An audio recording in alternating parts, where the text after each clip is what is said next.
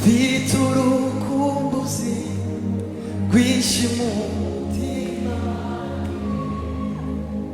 nkumbuye Imana nkubera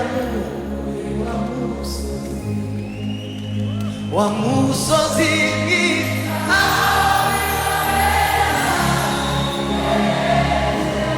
Ibihe byiza mwese mudukunda kandi mudukurikira cyane kuri The Shinex, mbahaye ikaze. Ariko kandi mbere yuko ntangira ku byo tugiye kuvugaho cyangwa se kuri topic y'uno munsi, reka mbanze mbashimire cyane ku bwa support mukomeje kugenda munyereka, ku bwa courage muri comment ndetse n'uwanyura inbox. Ndabashimira cyane, ni ukuri ni iby'agaciro. Uyu munsi rero The Shinex turi kugenda twaguka, ariko ni ukubera mwebwe. Iyo ataba mwebwe ntabwo nari kuba ngeze ku bihumbi 3 by'abasubscribers barengaho abantu 100. Rero ndabashimira cyane kuba wumva ururimi rw'ikinyarwanda, utarwumva nawe hari video z'icyongereza tuzajya dukomeza kugenda tubana muri byinshi bitandukanye. Ikaze cyane. Uyu munsi tugiye kuvuga iki rero? Tugiye kuvuga kuri Israel Mbonyi, umuhanzi w'indirimbo zo kuramya no guhimbaza Imana. Reka mbivuge gutyo niba mbyishe mu musore. Israel Mbonyi ukunzwe cyane muri East Africa. Ni irihe banga akoresha kugira ngo abe akunzwe bigeze aha muri Afurika ndetse no hanze ya Afurika? Ndavuga muri Canada, mu Bubiligi n'ahandi hatandukanye. Ni irihe banga akoresha? Ni iki gituma akora ibi ngibi agera kuri achievement? Ni iki arusha abandi bahanzi muri gospel music? Ibyo byose ndagenda mbigarukaho, ariko kandi mbereke n'ibyo akoresha kugira ngo ibyo byose agende abigeraho. Ntimucikwe rero n'iyi video ni iyanyu kandi ari n'iyacu twese, tuyirebe uyisangize n'abandi. Niba ukunda Israel Mbonyi rero subscribe, like ndetse unakore share kino video yanjye.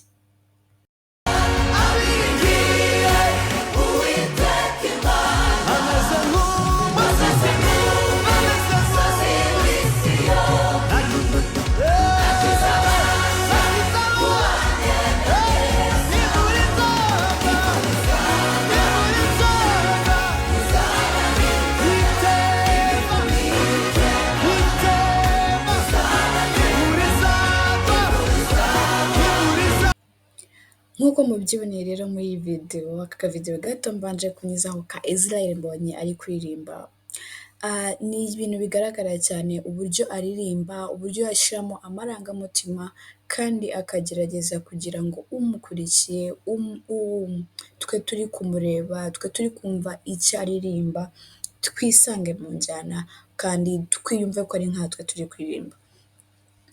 Iyi video ye aririmba cyangwa se kano kavido gatoya cyane ari gutanga ubutumwa mu ndirimbo, karivugira, karabigaragaza.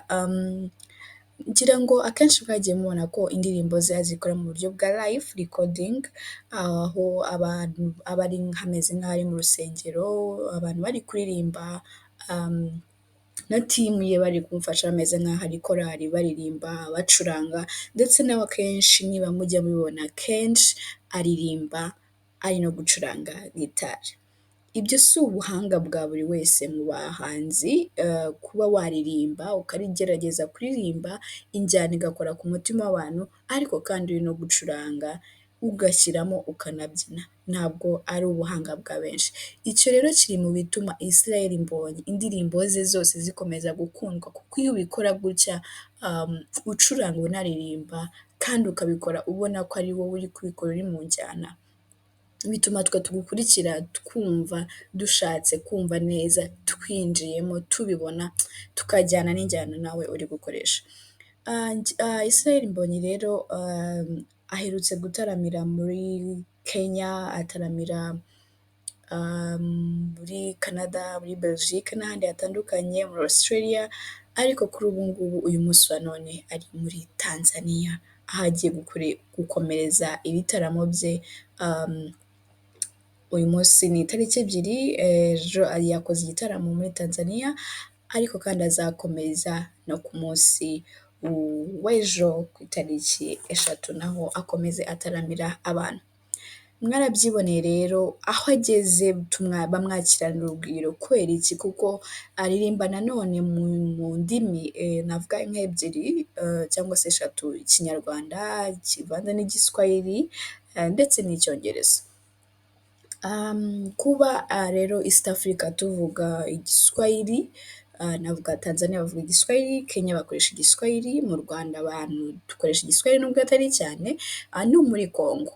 Aho hantu uba usanga twese indirimbo y'Igiswahili aho iva ikagera ivanze, iba iryoheye amatwi kandi n'ubutumwa burimo butuma wa wundi uri muri Tanzania, wa wundi uri muri Kenya, injyana ye yatambukije ayumva akiyumvamo Israel Mbonyi cyangwa se akiyumvamo igihangano cyawe. Rero Israel Mbonyi akomeje gutanga ubutumwa mu ndirimbo, cyane ko aririmba indirimbo za gospel, nk'uko twese tubizi, akaba yaramamaye mu ndirimbo tuzi nka Ni Nasibi, Icyambu, Yaratwimanye ndetse n'izindi ndirimbo nyinshi zitandukanye. Reka rero dukurikire na kano kavidewo turebe muri Tanzania byari byifashe bite.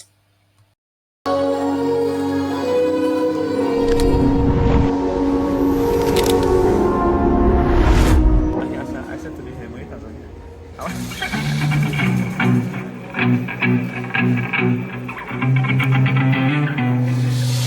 Crazy. I appreciate the same role, bro.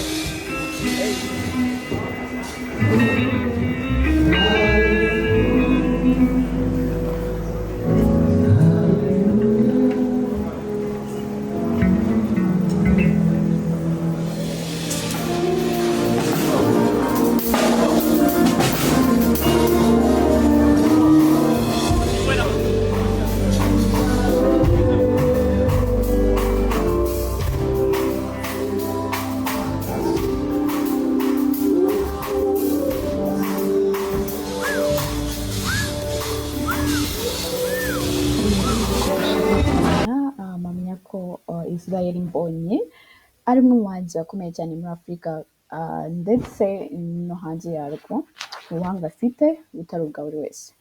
Rero niba wumvise uko abigenza cyangwa se niba ukunda Israel Mbonyi ukaba wakunze n'iyi video, like, share na comment. Hanyuma tumwifurize kandi ishya n'ihirwe aho ari muri Tanzania. Tumwifurize kugira ibitaramo byiza ndetse no gukomeza gusakaza ubutumwa bwiza ahantu hose.